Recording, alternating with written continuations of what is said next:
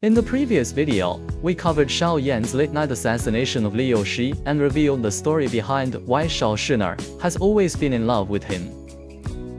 In today's video, Xiao Yan is going to completely destroy the Jia clan. How will Jia deal with this? Hey everyone, HKD here. Today we're exploring the Battle Through the Heavens novel to cover epic scenes the anime skipped. Let's dive into the full, uncut story of the BTTH universe. The anime skipped some content to rush the plot, so I'll use the manhwa to ensure you don't miss any novel details. Xiao Yan, have you met with that old gentleman recently? Xiao asked.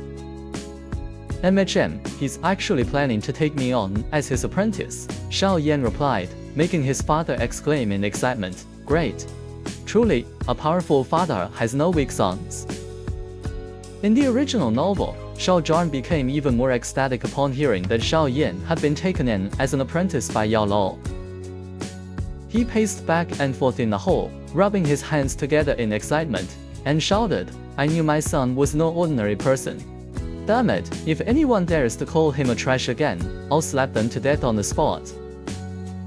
The manhwa version pushed this particular plot point forward on the timeline.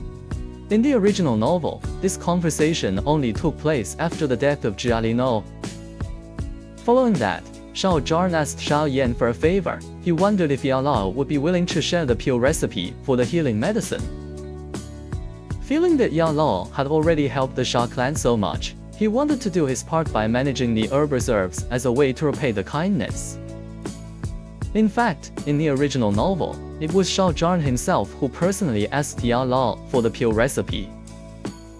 Suddenly, an arrow whistled through the air and struck Xiao right in the buttocks. How dare you? He roared in fury. Who's there? Father, look, there's a note. Could it be a message delivered by arrow? Xiao Yan pointed quickly as he noticed the slip of paper attached to the arrow. After carefully reading the contents of the note, Xiao told Xiao Yan to notify the Xia clan elders for a meeting and to bring him some medicine for the arrow wound as well. The metal auction house has just sent us intelligence, Xiao explained to the Xia clan elders. The Jia clan has found a new channel for purchasing medicinal herbs, and the shipment is already on its way to Wutan City. It will be entering the city very soon.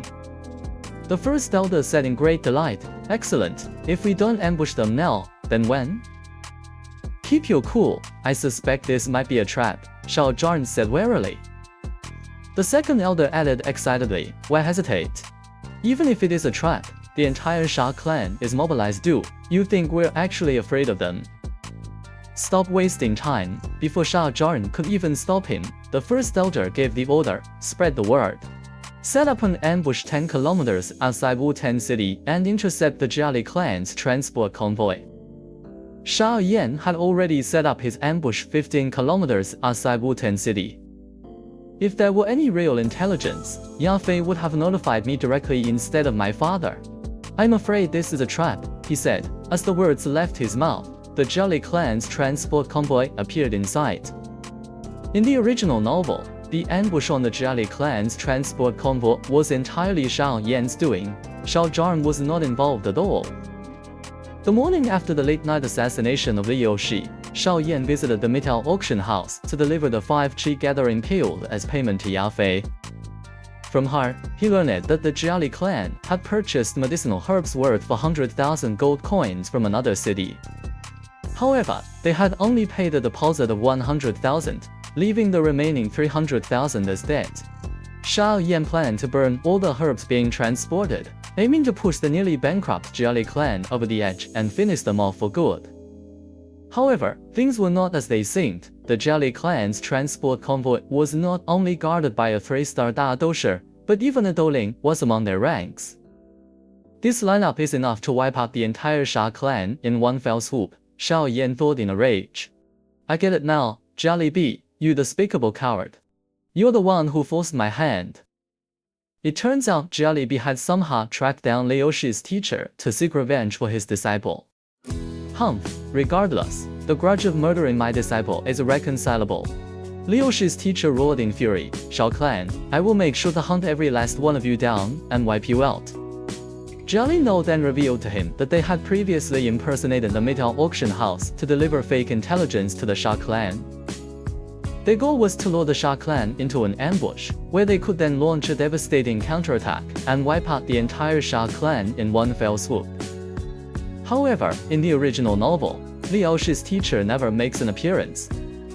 Just then, a Jia clan god reported that a mysterious figure in black robes had blocked the convoy's path. Just one person, Jia Lao asked, his eyes filled with suspicion. "Gentlemen, you can stop waiting for the Xia clan to show up," Xiao Yan said with a mischievous grin, as raging flames erupted all around him. "Because every single one of you is going to die right here." Clan leader, look ahead, in the direction of the Jia clan's transport convoy. A Xia clan guard reported, stammering. Xiao Zhan and the elders quickly looked over. In the distance, the sky was already filled with the glow of raging, bone-chilling white flames. "And with that, it's finally all over," Xiao Yan said with a smile. By the time Xiao Zhan and his men arrived, the Jia clan's transport convoy had already been reduced to ashes. "It looks like we're too late, let's head back." Xiao Zhan sighed in amazement. The Jia clan has been completely wiped out. To have this kind of power and be helping us, could it be that person again? "Cherish the time you have now, before long, we'll be leaving this place to begin your training," Yao Lao said to Xiao Yan, who had just woken up. "Yeah, this trip could last as short as 1 year or as long as several years," Xiao Yan sighed with a trace of sorrow. "I wonder if I should find a chance to say goodbye to Xun'er." Just then, Xiao Zhan's voice rang out from outside the door. "Xiao Yan?" Xiao Zhan handed a scroll to Xiao Yan. It turned out to be the title deed for the Jia market. Xiao Yan feigned ignorance, asking how such a thing had ended up in his father's hands. Xiao Zhan gave him a hearty slap on the shoulder and told him to stop playing dumb. With Liu Shi missing and the Jia clan's transport convoy completely wiped out, who else in all of Wu-Tan City could have pulled this off besides Xiao Yan's mysterious teacher? The Jia clan is buried in debt now because of those herbs. "I never imagined they'd be forced to sell even the Jia market," Xiao Yan said with a chuckle.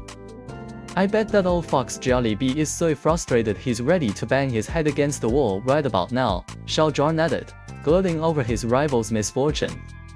"Say, we truly owe this old gentleman so much," Xiao Zhan said with deep emotion. "One day, we must find a way to repay him." Just then, the commotion from outside drew both father and son out of the room.